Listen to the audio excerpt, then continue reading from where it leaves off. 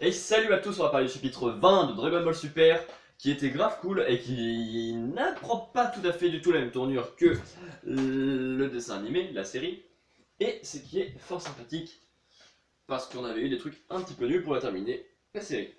Alors du coup, on retrouve le combat entre Vegeta et Black.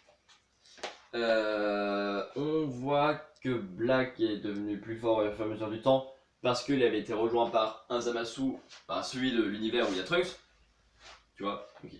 En fait, c'est plutôt Black qui a rejoint Zamasu. Et en fait, pour cela, Zamasu se promenait d'univers en univers pour chercher quelles seraient les contraintes qu'ils pourraient recevoir face à leur plan de zéro mortel dans tous les univers. Et du coup, Zamasu tuait en boucle et en boucle, enfin, faisait très mal en boucle à Black, tant que lui, et après le soignait. Comme ça, Black gagne en puissance grâce à la caractéristique des Saiyans.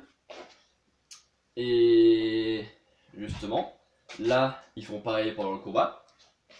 Du coup, il débloque sa nouvelle forme, le Super Saiyan Rosé, parce qu'il c'est quand un dieu devient Super Saiyan God, c'est tout ça à peu près, tu vois. Et du coup, ils se disent qu'ils vont se débarrasser de Trunks car il a fini par servir ce qu'il voulait faire dans le plan.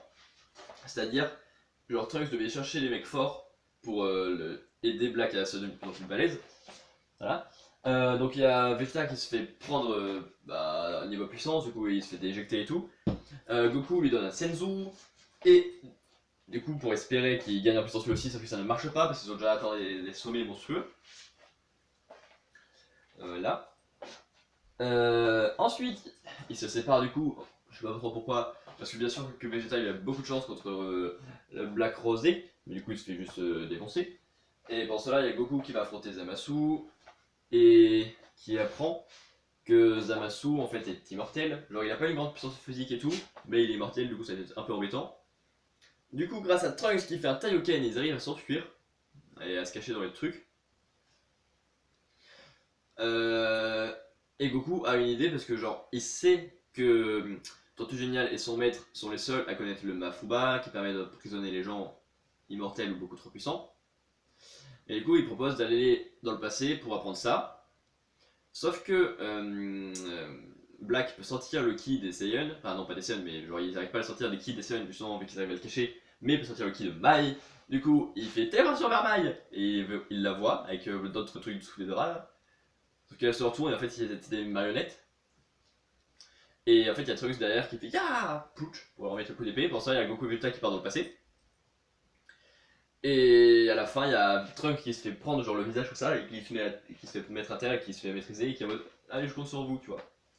Du coup, c'est très très différent de l'animé et c'est quand même grave stylé. Genre là, Goku et Vegeta partent apprendre le Mafuba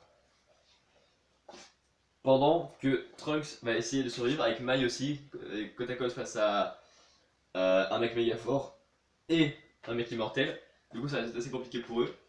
Du coup, je sais pas, c'est le prochain chapitre, on va s'intéresser à Trunks et Mai ou à Goku et Vegeta en premier. Mais je pense que voilà, je vais en faire tout le trajet de Goku et Vegeta jusqu'au Mafuba et le retour. Puis ensuite on aura les infos sur Trunks en même temps que eux.